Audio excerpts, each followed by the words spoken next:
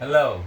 So our topic is about the behavior of gases. So before we delve into what the behavior of gases are, uh, we have to differentiate between the difference between a solid, a liquid, and a gas. So you have to remember that from your previous years, you have learned that solid is something that has definite shape and volume, while a liquid has a definite volume but not shape. It follows the shape of its container, and then a gas is something that has both indefinite shape and volume. So this first video is just a explanation of how you can rationalize why these are the properties of solids, liquid, and gas. So the way to think about it is you think about the individual particles of the particular phases. So you see in a solid, the solid particles are bonded together by very strong intermolecular bonds. Okay? Such that this, for example, we call this molecule 1. Molecule 1 cannot really move because the bonds between it and the surrounding molecules are very strong. So what's the effect? The effect is, since they cannot really move around, they can just vibrate in place. So the shape of that particle, of that matter, is constant. So it doesn't change shape, nor will it change volume. Okay? Now with liquids, liquids are still bonded strongly. However, with liquids, the intermolecular bonds are weakened, or maybe another way to say it is, the atoms are so, or the molecules are energetic enough that they can actually overcome the intermolecular bonds between them, such that, for example, if you take this molecule, let's just call it molecule 1, that molecule 1 can actually move, slide over,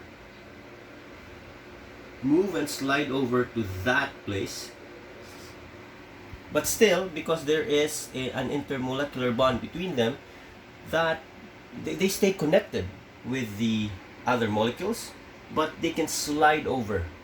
Okay?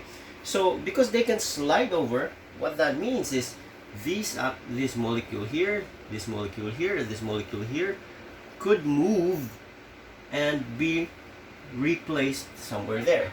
Okay? Or these here, these 5 molecules, 1, 2, 3, 4, 5, could slide over and be put here. 1, 2, 3, 4, 5. So what do you notice in that scenario? You notice that the shape of the matter is changed. Okay? Because again, the intermolecular bonds are overcome by the movement of these particular particles. So they change in shape, but notice if you look at the volume it still takes this much volume, right? In the same manner that your solid particle would take this much volume, your liquid particles would take that much volume. Now, it can change shape, but if you really think about it, if we think of these circles, these molecules, as 1 unit of area, 1 unit of volume, then this pretty much takes 16 units of area because there are 16 molecules there. These also take 16 units of area. So the liquid might be able to change the shape, right? But its volume still remains the same, right? So let's count. 1, 2, 3, 4, 5, 6, 7, 8, 9, 10, 11, 12, 13, 14, 15, 16. 1, 2, 3, 4, 5, 6, 7, 8, 9, 10, 11, 12, 13, 14, 15. I'm sorry, I missed 1 there. But the point is, the amount of area or volume, the amount of volume they occupy is still the same. But because the particles can slide over and change how they are positioned in the group of molecules, basically they can change their shape. Okay, but the volume they take is still the same. Now with gases are gases are different because the gas particles are so energetic that these gas particles basically have very, very weak intermolecular bonds such that they are not even connected with each other. So if you have 16 particles, those 16 particles are scattered. 1, 2, 3, 4, 5, 6, 7, 8, 9, 10, 11, 12, 13, 14, 15, and 16. Right? And so these particles are free to move. They're not connected with each other. So not only can they slide between each other, they can actually get separated from each other. And what does that mean? That means, number one, its shape can change, because if you confine the gas particles in a shape like maybe a triangle, then the gas particle will just scatter all throughout that volume. So 1, 2, 3, 4, 5, 6, 7, 8, 9, 10, 11, 12, 13, 14, 15, 16. Right?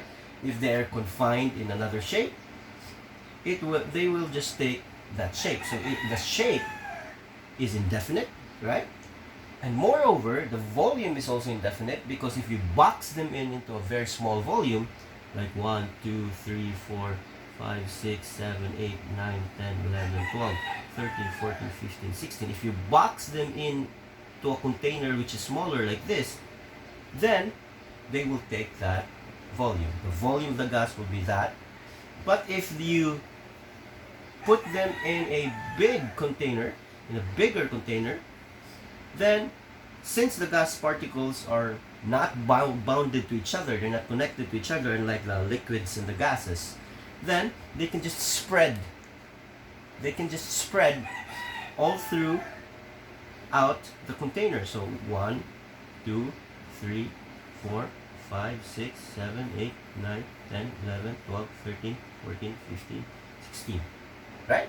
So if you look at that, the main difference between the solid, liquids, and gases are how energetic these particles are, and how they can overcome the intermolecular bonds that are binding them together as a matter.